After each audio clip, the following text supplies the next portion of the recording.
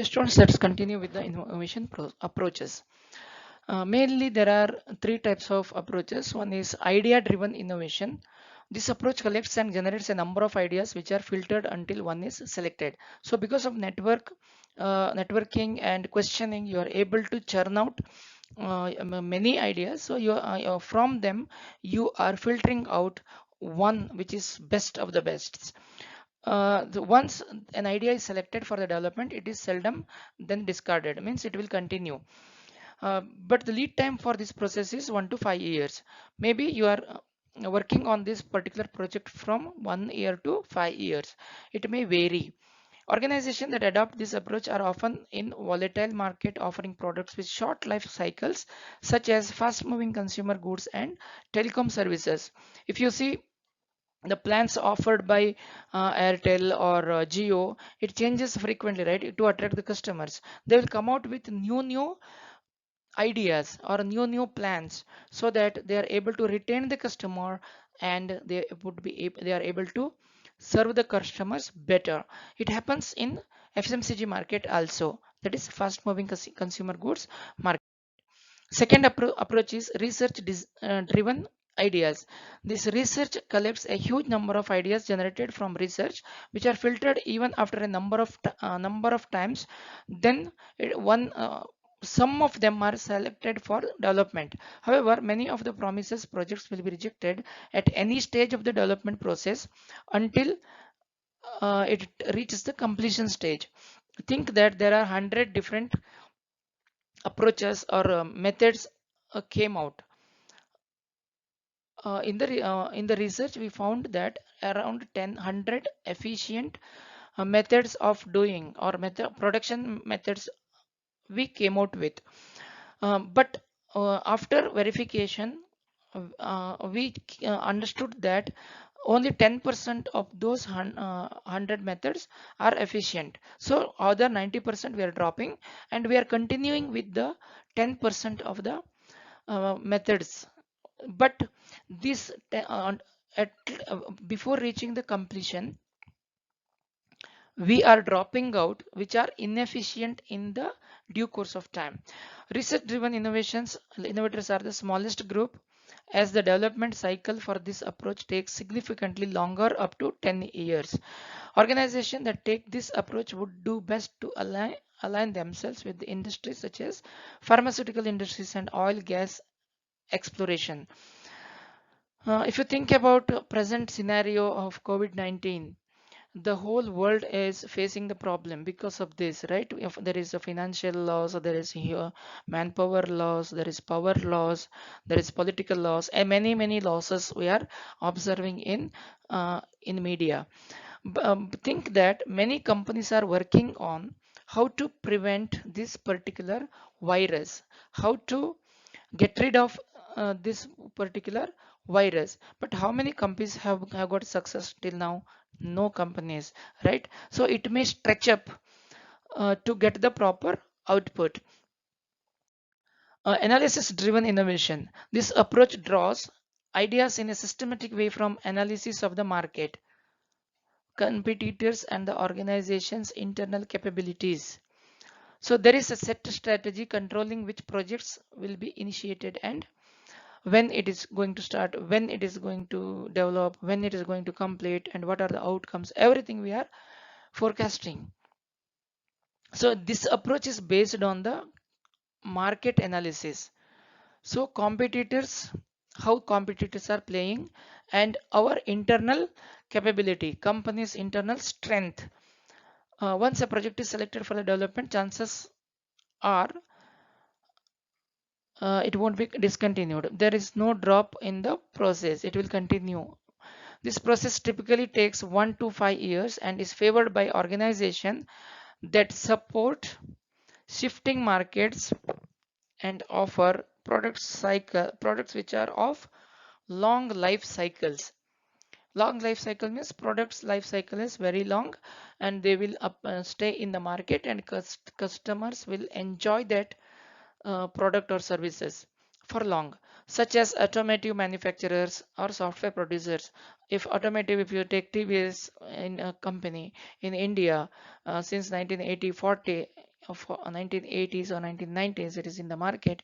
They are coming out with the new model, so that customers are attracted, and so customers are stick on to that particular brand, because the life cycle of product of that particular company is more. Assumptions and barrier to innovations. Some imaginations or some unknown fear will also cause hindrances to innovations, so they becomes barriers in the due course. There may be barriers like politics, turf wars, cultural issues, inability to act on signals, lack of budget, lack of strategy, and lack of vision. One by one, let us discuss in the next slides. Politics, turf wars, and no alignment. There are many manifestations of politics, be it people vying for credit or the corporate antibody. Politics can be a big challenge, especially in larger organizations. The higher people rise within an organization, the more risk averse and defensive they tend to become. It is the politics not of election or elected members. It is politics which are, it is just like pulling down. Who has got real success will be pulled down by others, or team members are not supporting. So these are all the part of the politics which prevail in organizations. Turf wars can erupt when innovation is used in a team name or a position. The innovation team creates an innovation for a product. The product team gives it an IC reception. It is an invasion of their turf. So turf wars is nothing but pulling rope. So different teams working on the same output or the goal, they will be always pulling each other. Or some team came out with the proper idea, that idea is not accepted by their seniors or something like that. No alignment occurs when people within the organization are going in different directions. Manager is going to east and his team members are going to west. Where is the alignment? Right? They are pulling themselves in opposite directions.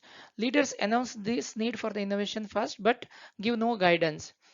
Boss says tomorrow morning I need the solution for this problem, but he never guides us. If you do like this, you are able to get the solution. He never guide us. There is no alignment of the activities or the overall organizational vision. This is due to lack of leadership. Politics, how to avoid this? Don't worry about the credit. So don't go for individual achievement or the credit or the team credit. Think that it is organizational achievement, and all of us are working for organizational growth. Don't use the word innovation in a team or name or the job title. Innovation is not the realm of a single team or an individual. It is the organizational permeation. Toughers don't innovate in isolation. Don't do anything in separate. Try to do in team. Open up opportunities for innovation across the organization. This is ecosystem. Create an working environment where employees are working on innovation, but they never work in isolation. That kind of working culture, working environment, companies should create. No alignment. Have focus up front and communicate that focus to your organization. When you define where and what, you get maximum leverage. Quantity and quality of ideas will increase. Number two is the culture. Cultural conflicts will always be there in any of the organization. It is most unwillingness to experiment or unwillingness to accept. If these are the concern, a workaround is to go stealth with your innovation. It is not coming front. But if you really want to fix the problem, identify core values that encourage the innovation and include core values in employees' performance reviews. Number three is inability to act on the signals. So timely decisions will not be taken by the organization. They will never allow the existing system to change. So here the problem is with the management itself. They are not showing any flexibility uh, in the present system. So they are not ready to test on the new opportunities, or they think that it will be a risk, so that uh, this becomes a barrier to the innovation. How to avoid them? We can first identify the weak signals.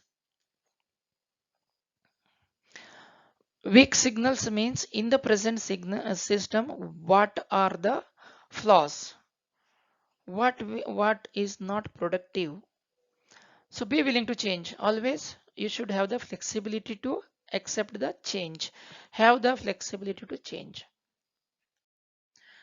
Number four is the lack of budget. Budget is nothing but allocation of funds for different projects or procedures or mechanisms. Usually budget is short term. It may be for 6 months or 1 year.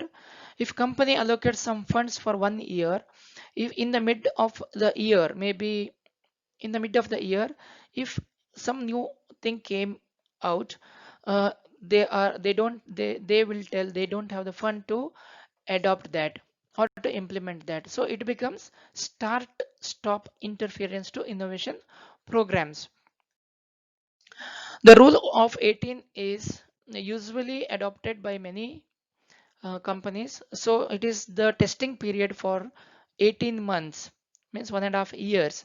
So if it is not performing well, they will come out from that particular project, and after the 18th month it will be discontinued. So this also will be some see, earlier we discussed that this innovation may vary from first 1 year to 10 years.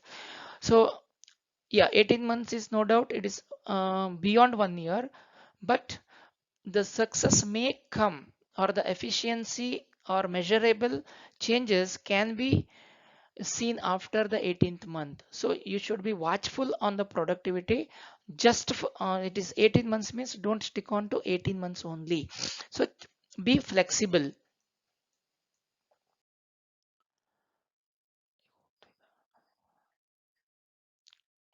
CEOs and chief innovation officers make multi-layer commitment and stick to it. Don't underspend. Budget is not the metric in innovation. Number five is lack of vision and lack of strategy. Top management cannot uh, see the future. They don't have that kind of capacity. They are not able to forecast what are going to happen in the near future or in the future. So they fail in strategizing the things, and because of lack of vision. Furthermore, lack of shared vision, purpose, and strategy. Maybe some are always stressing on short term achievements, some are telling there is no time to implement it, there is no resource, and staffs are not trained like that. Lack of specialization time to develop new ideas and opportunities. Innovation not articulated as a company wide commitment, so company does not take that as a responsibility of the top management. Lack of ownership by senior leadership, this we discussed. Lack of systematic innovation process, so there is no system in place to uh, test the innovation process. Management incentives are not structured to reward innovation. If any new ideas came out, some new things implemented, there is no reward system, or there is no system to praise them. No reward and recognition programs, constantly shifting the priorities. Today I am concentrating on product A, tomorrow product on product B, tomorrow product day after tomorrow product C. So my priority will always change. Believe that innovation is inherently risky. They think that innovation is going to be risky. If we undertake that, definitely we will fall in loss. Such mentality also a barrier. Internal process focus rather than external customer focus. So they don't know what is a requirement of the customers. There is one more point is that they are not able to understand the customers. So because of no proper feedback system, company is not able to understand the requirement of the customers. Focus on success of the past rather than the challenges of the future. Enjoying the past success only, no forecasting, no vision. Unwillingness to change in the absence of burning platform. Unwillingness to acknowledge and learn from past failures. Self understanding, self learning is not there in the company. Politics efforts to sustain the status quo to support entrenched interest. Rewarding crisis management rather than crisis prevention. Hierarchy over management and review of new ideas. No proper hierarchy or that it belongs to the system again. This is micromanagement, also part of the internal organization. Underfunding of new ideas, that is what we discussed under budgeting. We don't have money, such things always be heard from the top management. Fear that criticizing current practices and commitment is high risky activity, so innovation becomes risky, and our present or current practices are more productive. Risk aversion, addiction to left brain and analytical thinking. So they never have the analytical thinking.